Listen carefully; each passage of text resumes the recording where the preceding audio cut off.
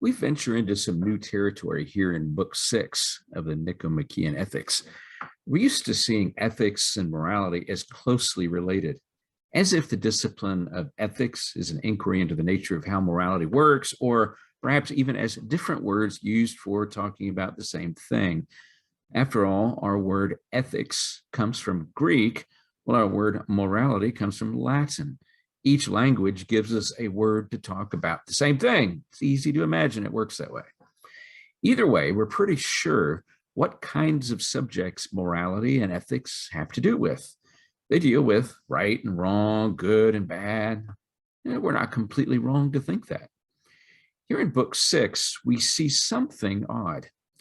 We've been exploring virtues that mostly strike us as dealing with moral issues.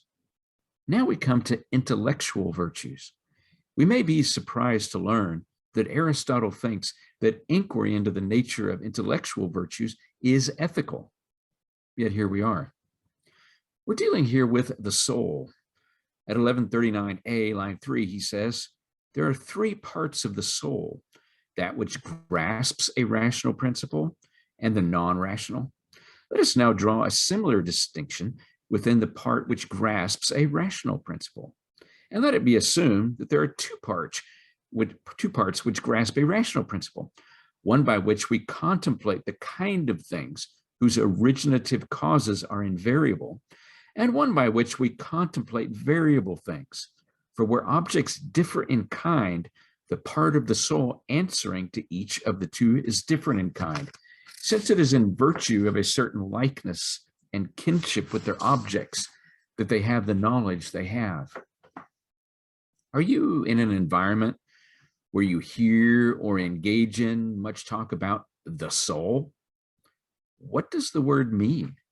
We can find a first hint in considering the Greek word for soul, psyche. Oh, it looks like psyche as we look at it in English letters. In our modern discipline that we call psychology. Etymologically, we would imagine that psychology is the study of the psyche, of the soul. Maybe that helps, or maybe not. Either way, to look at the concept of soul is similar to mind or personality. We don't have to go along with or even entirely grasp Aristotle's psychological theories to get his basic idea. He's setting us up for the next several chapters where he delineates the various kinds of intellectual acts that we do, such as knowing, reasoning, understanding. For him, the kind of mental process is determined by the object that it's operating on, the kind of thing our intellect takes as its object. Something that is unchanging, invariable, is known in a different way and by a different part of the soul. Then we know things that change, things that are contingent. Chapter 2 starts with a bang. The virtue of a thing is relative to its proper work. Now there are three things in the soul which control action and truth: perception, desire, and reason.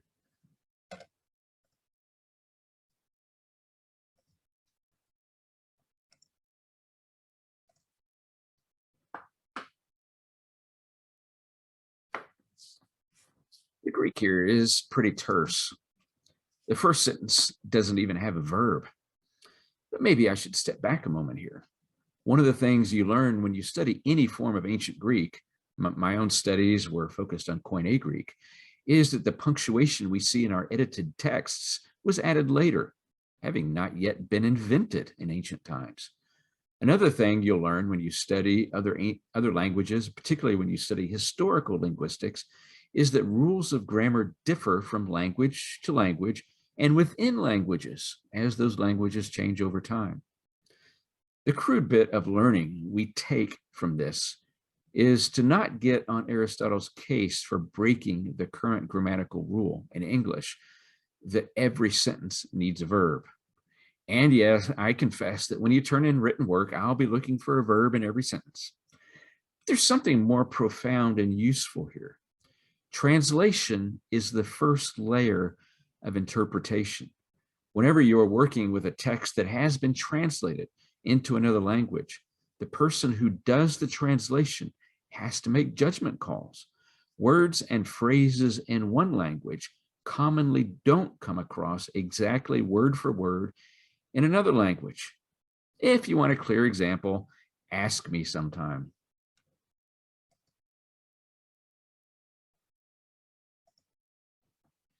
So here we are reading Aristotle, a philosopher who wrote in classical Greek, a language none of us have facility with.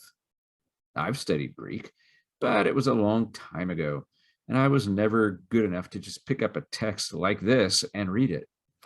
How can we have any confidence that the translator whose work we're reading isn't trying to pull a fast one on us? The simplest way to answer this is to point to the community of translators, the community of readers. There are multiple translations of the Nicomachean Ethics. Even if the number doesn't include anyone in this class, it does include others who could do a translation if they so desired. When David Ross produced this translation, he was accountable to others in the fields of philosophy and classical studies. Within those fields, there are standards for what makes a translation good, whether we're talking about the translation of a single sentence or the translation of the work as a whole. Professor Ross could not just decide on his own, I am an awesome scholar of ancient Greek, and Aristotle in particular, so what I go says. Some of you may think that my ramblings about language and translation are mere rabbit chasing. But consider, we're looking at intellectual virtues here in Book 6. Translating well, more specifically, putting the thoughts of an ancient person in a language accessible to modern speakers of a different language is intellectual work. It requires careful attention to language and the way it works. It requires knowledge of Aristotle and his philosophical, cultural, and cognitive environment. It requires careful weighing of evidence and deciding between possible translations. At the very beginning of the course, I mentioned the fact that I, as a teacher, and you as students have a network of responsibilities as we engage in this work. Looking at our ethical enterprise more broadly, all of us inhabit and operate within networks of responsibilities. Some of these responsibilities come to us in terms of our intellectual work. We see here in Book 6 that what we do with our knowledge claims, how they are formed and what we do with them, matters to us and to the people around us. If knowledge claims were only atomic assertions that reside in our brains, we might be able to say that they have no ethical consequence. The problem with knowledge, however, is that what we take to be knowledge shapes and determines our actions, and our actions impinge on the people around us. It doesn't matter if we or others use the word opinion for those bits of claimed knowledge we have. If we act on them, their function and real-world effects push them beyond the merely private. This is a reason I'm uneasy with the oft-repeated claim, everyone has a right to their own opinion. If this is the claim that neither I nor anyone else has the legal right to go into your brain and rip out your opinions, yeah, then sure, that's obvious. Well, at least in terms of current law, and current science likely hasn't come up with a way to do it, even if it were legal. As a bit of hypothetical knowledge, opinions, like all knowledge, often lead to action, to doing things in the world. If I have an opinion that shaking a baby vigorously, as if the baby were an Etch-a-Sketch toy, is a good way to get the baby to stop its incessant crying, would you trust me around a baby?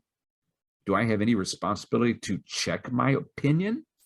Hopefully not by running tests on multiple babies, but by consulting the works of others in the knowledge-producing community. Aristotle has said, the virtue of a thing is relative to its proper work. Does my mind, my intellect, have a proper work? In the next few chapters, you'll see Aristotle differentiating between different aspects or products of the intellect. He would be inclined to say that the proper work of my intellect is to do these things well. If I'm pursuing scientific knowledge, then a mind that does that well is a virtuous mind. If I am pursuing practical wisdom, then a mind that knows, recognizes, and chooses to act on and in pursuit of what is good is a virtuous mind. We also need to give attention to the second sentence I quoted at the beginning. There are three things in the soul which control truth, action and truth, perception, reason, and truth. If I knew Aristotle's work better, one reason I would choose this book for our course was so that I could learn it better. I could tell you whether what he says in the next couple of paragraphs is all he says about perception. If it is, he certainly gives it short shrift. It looks like he's claiming that in humans, as in the lower animals, it just happens. It's neither action, nor does it lead to action. Later work in philosophy leads us to think we need to spend more time on perception and the ethical dimensions of perception. In his book, The Man Who Mistook His Wife for a Hat, neurologist Oliver Sacks tells the story of a man with visual agnosia. When it came to his experience and interpretation of his visual field, his perceptual apparatus was defective. Its defectiveness kept him from interpreting the seeing of his wife as seeing his wife. Would we want to say that a man who thought his wife was a hat was exhibiting ethical problems? Considering the part of Aristotle at hand, we would say at least that his perceptual apparatus is not virtuous. It is not achieving its proper work. That is, the accurate recognition of what things he sees are. He lacks ethical virtue in this regard. Now, if he were to act on this failure of perception, if he were to treat his wife like a hat, try to put her on his head, throw in a closet, fail to treat her as what she truly is, then we might be more inclined to name those as ethical failings. But hey, this guy has a disease. It's not his fault. He can't help it. Yes, disease and injury can affect our perception, and for the worse. But so can our culture. There have been times and places in our world where people were enculturated in such a way that they perceived people of a particular skin pigmentation or ethnicity as less than fully human. For most of those people, it probably wasn't a conscious process by which they reasoned their way to this perception. It certainly wasn't the physiology of their optical system that did it. They grew up from childhood seeing inferiority. Perception is learned, not just physiological. We don't just see, we see as. If we are in pursuit of intellectual virtue, then once we recognize that our perception is learned and that our intellect contributes to what we see or hear a thing as, whether intentionally or unintentionally, then we can learn to take ourselves to be responsible for our perceptions. We can learn to seek better perception. We can also learn to take our initial perceptions as tentative, as worthy of future investigation. Obviously, we can't do this with everything all the time. We cannot escape taking some things for granted. Well, I can't anyway. My lifelong perception has been that when I enter a building or a room in a building, that the surface will support me. Sure, there have been times when my perception tells me that the floorboard looks rotten or that someone who preceded me into the room has sunk through the floor. I cannot get on with life, though, if I don't assume that my perception quickly gives me accurate information, that I can rely on the surfaces upon which I walk.